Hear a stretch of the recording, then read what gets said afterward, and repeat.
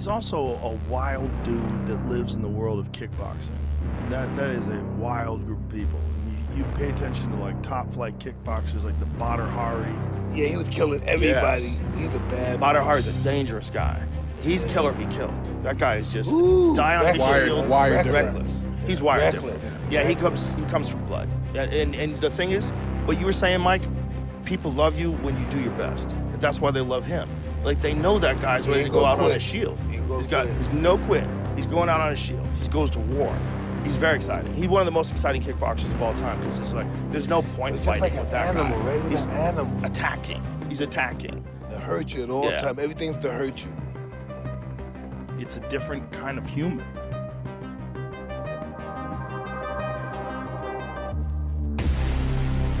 Today we're talking about the most successful fighter in the history of kickboxing. He is one of the most exciting and controversial fighters in the history of combat sports. He's a kickboxing and MMA champion who has knocked out some of the biggest names in the business. When he goes to war in the ring, there's a 90% chance he will knock you out, which just happens to be his knockout ratio. Yes, 90%, which is the highest knockout ratio in all of kickboxing. Most people regard Iron Mike Tyson as the most feared fighter, but even Tyson said, Who's that guy, the Moroccan guy that was killing everybody? Badr Hari. Ooh, he's scary. Hey fight fans, welcome back to the Fight Network. In this video, we're going to take a closer look at the bad boy of kickboxing, Badr Hari. From his humble beginnings to his rise to the top of the combat sports world. We'll also discuss his personal battles, most memorable fights, and his legacy as one of the greatest kickboxers of all time.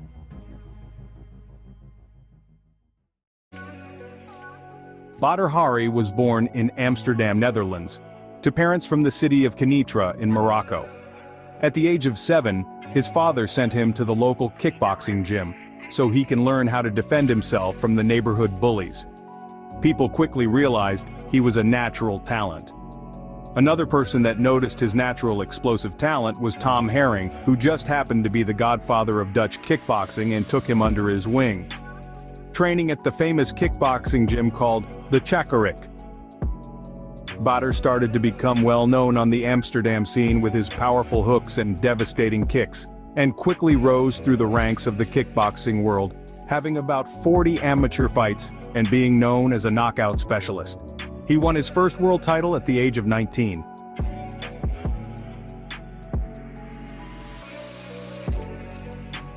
Badr was fighting under the Dutch flag until a loss against Stefan Lecco in 2005. This was the first time his parents attended one of his fights, and after losing to a spinning heel kick to make things even worse, was spat at by Lecco.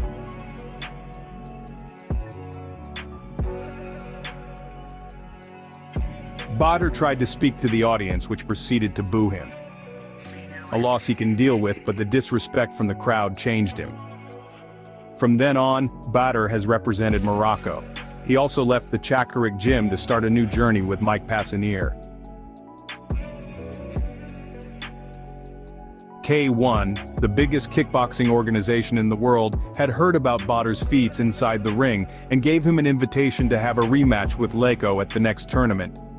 Badr patiently waited for his opportunity to get payback for the disrespect shown by Lecco, and in November of 2005, you could see a difference in Badr as the young and very confident fighter entered the ring. In the second round, the bad boy launched a spinning wheel kick that knocked Lecco out cold.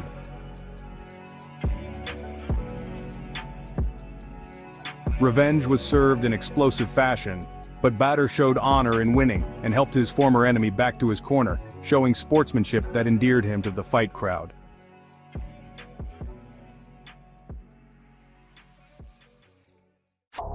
March of 2005 saw the infamous Peter Graham incident at the press conference. Badr let his ego get the better of him, and well, we know what happened next.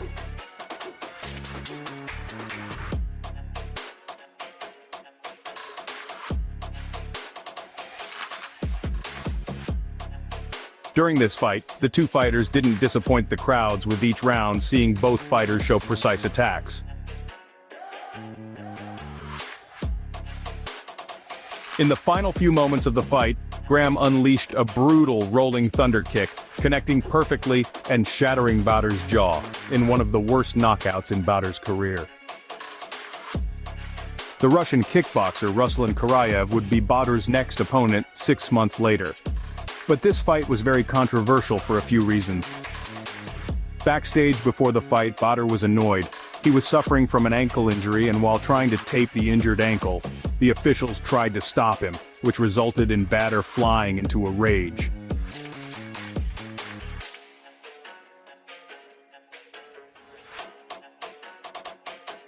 During the fight, he lost his balance and fell down because of the injured ankle. Karayev was still throwing punches.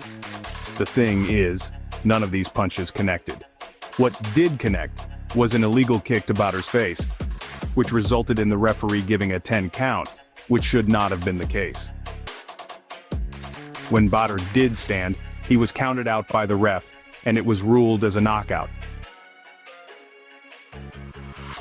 This obviously annoyed Badr and his corner, which led to the bad boy showing exactly how he felt. The judges wouldn't even listen to him, which made him worse, and his rage took over. He said he will retire and never fight again as he left the ring visibly angry.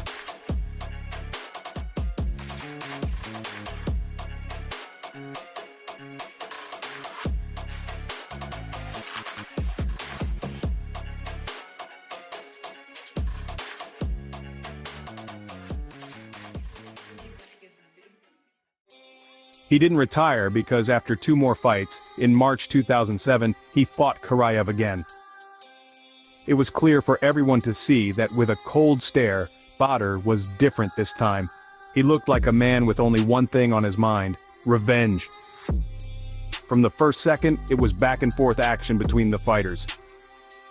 Karayev kept finding success with the left hand, and Badr would get knocked down, but showed why he's a true warrior. The first punch he threw when he stood from the 8 count was a perfectly timed right cross, knocking Karayev out cold. Justice had been served from their previous fight. They would fight again 2 years later, which broke records as the fastest knockout in K1 history.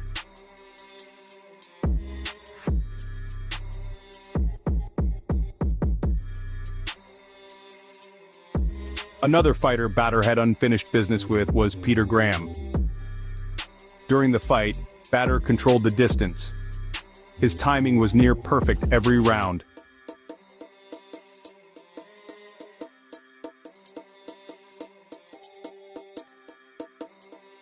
With devastating punches and kicks to Graham's ribcage, forcing him to sit for the count.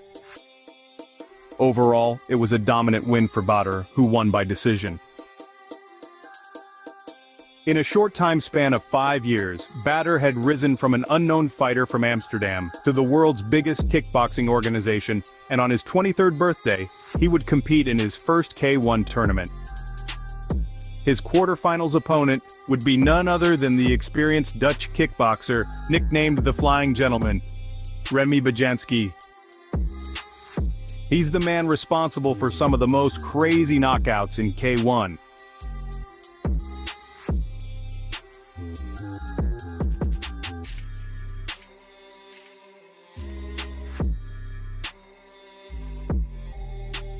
Both fighters were very calculated with their attacks, playing a game of chess, with neither giving ground. But in the 3rd round, the experience of Remy showed just slightly, with him taking the decision in a very closely contested fight. The New Zealander, Ray Keffo, would be Badr's next opponent in 2008. His funny antics inside the ring would see him being given the name Sugar.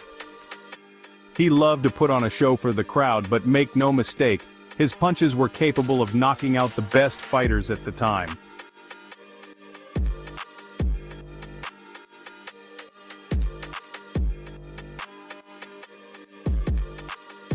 The two of them went at it in the first round, testing each other's chins, but Badr proved to be too much for the New Zealander, with him suffering the first knockdown of the fight. From that moment, Badr smelt blood, backing Sefo into the corner and viciously attacking him with knees and hooks. It was a dominant win.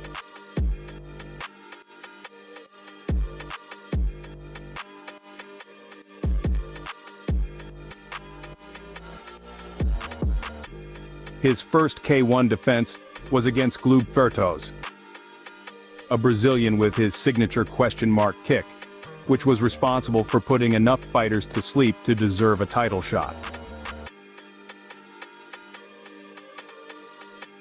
It made no difference against Badr, and the ref stopped the fight, after seeing Fertoz take too many blows to the head. Hongman Choi was a Korean giant standing at 7 feet 2 inches and weighing 320 pounds. This Goliath had a respected fight history and had finished some of the biggest names in the MMA world. Badr, at 210 pounds, had an obvious huge weight and height disadvantage, so had to go for speed. He made the giant understand he was there for the sole reason of taking his head off.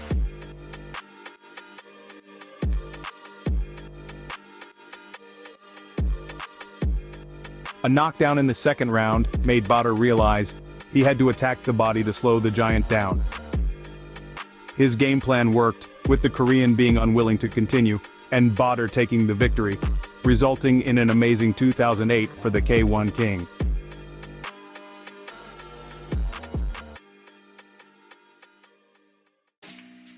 Badr, now named the baddest man on the planet, faced legend and three-time K1 champion Peter Aerts in the K1 quarter-finals. Aerts cemented his place in history, with classic battles that defined the 90s.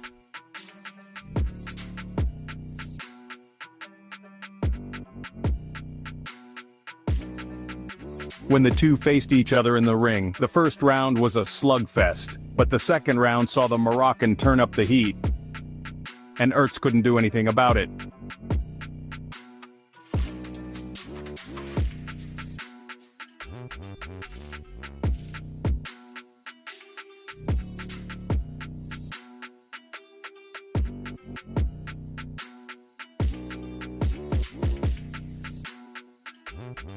The semifinals saw Badr face Errol Zimmerman. Badr dominated the fight, strategically attacking the body of Zimmerman and keeping him at distance with an effective jab. His plan was working smoothly, until an overhand right from Zimmerman caught Badr clean on the jaw, forcing an 8 count. Badr recovered and got his composure, dominating the fight from that point. He secured victory and ended Zimmerman's night with a right-hand bomb.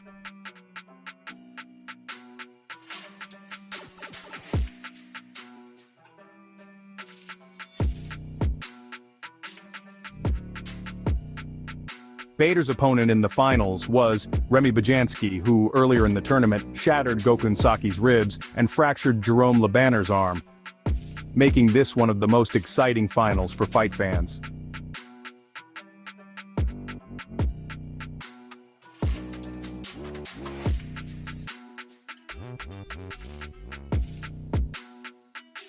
After an exciting back-and-forth fight between the two, Badr's rage got the better of him, and after both of them stumbled on the canvas, Badr landed 2 punches and an illegal kick while Bajanski was being shielded by the ref.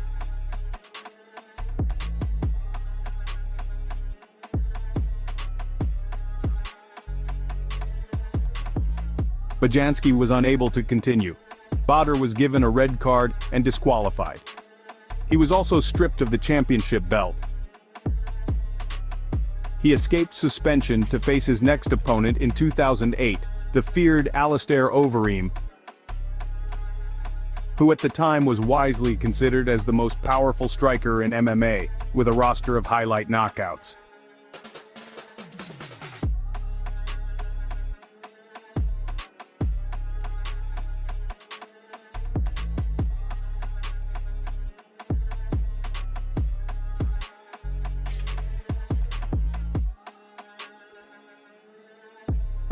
During the fight, Overeem's powerful attacks were too much for Badr at the time. who, after getting up from an 8 count, was visibly stunned when Overeem capitalized with a cracking left hook.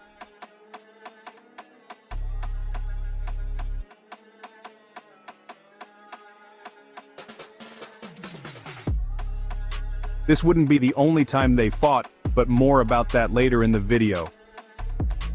The next and biggest test so far for Badr was 6'11" Dutch heavyweight, K1 champion 3 years in a row, Semi Schilt. He was considered one of the best ever with hooks and knees that could put anyone to sleep.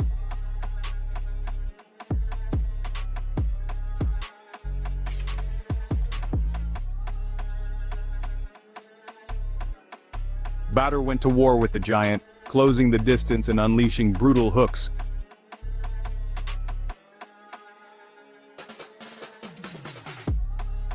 Flooring the Dutch legend to win him the Showtime heavyweight title. The K1 tournament was around the corner, and the now 25-year-old faced Alistair Overeem. Remember that guy? He looked even bigger than the last time they met. But Badr had been training harder than ever before and had bulked up a lot. It showed. After flooring Overeem with a right and standing for the 8 count, you can see Overeem's face. He wasn't expecting that kind of power and precision from the Moroccan after dominating their first meeting. Badr sensed this, and from that point it was seek and destroy mode.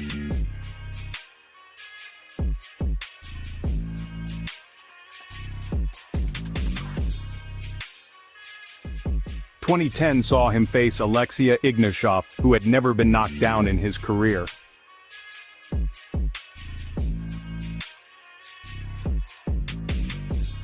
Someone forgot to tell that to Badr, who after putting the Russian on the canvas a few times, smoothly went on to take a decision win.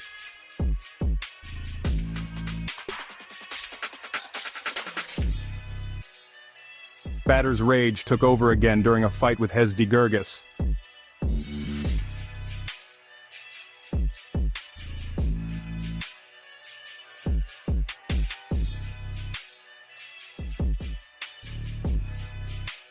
The bad boy was comfortably winning, but in the second round he snapped, kicking Gergis while floored and was disqualified.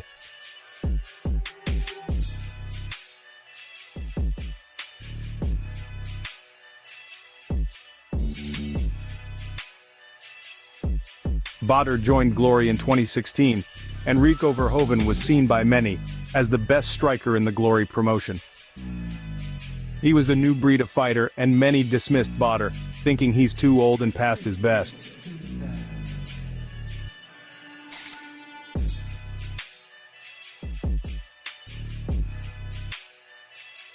Badr surprised many, and made Verhoeven look like a novice.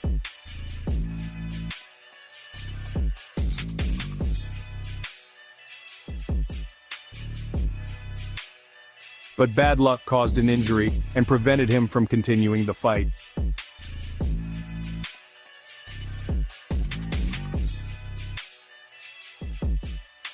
This was still a fight everyone wanted to see, so the rematch was set for 2019 and was highly anticipated.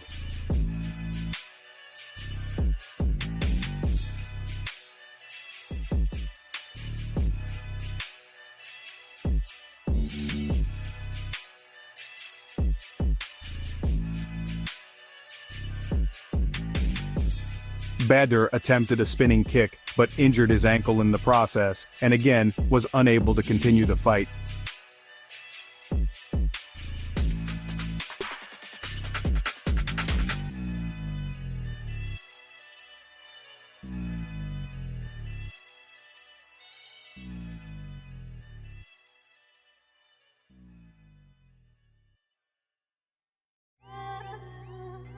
Gökhan Saki, also known as the Turkish Tyson, was given his name because of his highlight devastating knockouts.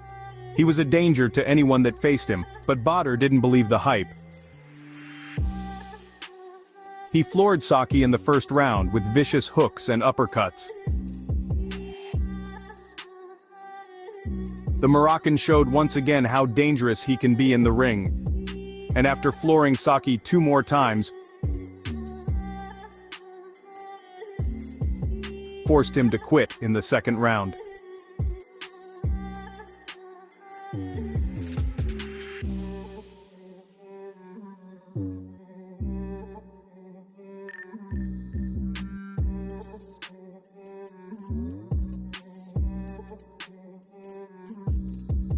With a professional kickboxing record of 106 fights and 92 knockouts, it makes him the most successful kickboxer in history.